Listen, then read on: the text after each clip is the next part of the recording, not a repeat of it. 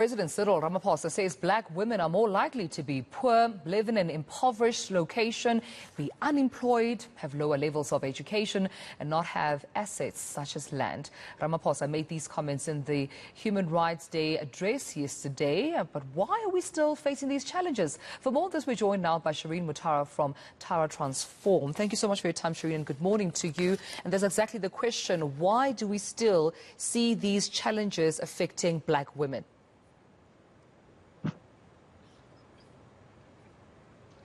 Well, I think that we need to think back over the last 10 years and look at what's been happening. All the difficult things that has been happening in the country has also affected women. So all the progress that happened in the early years of democracy have now been, in a sense, pushed back. So we also see that happening for black women, and we also see that because of challenges like corruption, for example, that affects black women's ability to progress. Yeah, I mean, even though we understand that financial institutions' main mandate is to, perhaps service their targeted customers, however, are they not meant to empower, the marginalized, the previously disadvantaged at the same time? I'm talking about particularly black women who are starting these businesses in these communities. Well, I think we need to understand the context of that. Of course, businesses and corporates, financial institutions and so on, they exist to make profit, and therefore they are going to manage their risk. And of course, they're going to then be selective about who they can fund. I think what we need to be looking at is what is government doing around the regulations, around policy, around making sure that the corporates are funding black women's businesses.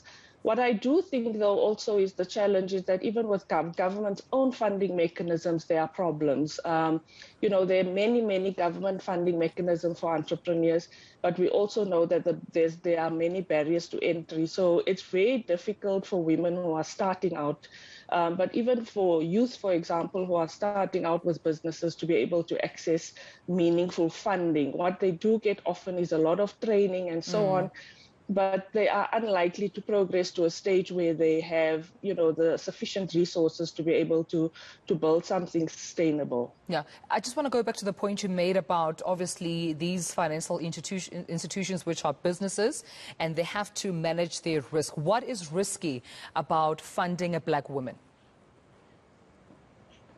Well, I think the risk there, of course, is whether the business idea, for example, is solid, whether it will make money, whether the clients that will buy from this business will be able to pay for the service, whether this business in the bigger scheme of things will be able to service its debt.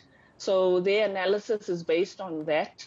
They focus on whether the money will they will be able to pay the money back. And I think that, that's what we are saying is that, of course, government needs to bring in place institutions and mechanisms that enable funding even to the most riskiest of business, because they need that kind of support in order to grow.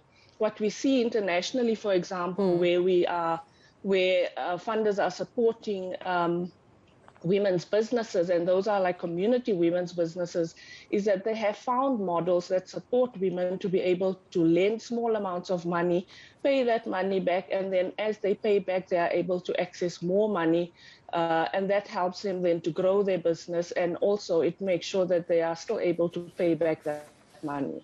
Oh, due to time, I wish we could explore this conversation even more, but I appreciate you speaking to me this morning. Shireen Motara, thank you so much for your time. Shireen from Tara Transform, talking about, the speech, just a reflection of the speech that we heard from President Cyril Ramaphosa, acknowledging that women, of course, continue to face inequality and human rights abuse in this country, of course, in the context of financial institutions, not necessarily funding them as quickly as their male counterparts. And, of course, Shireen giving us some context there as to what government needs to do to also push regulation to support more women in the country.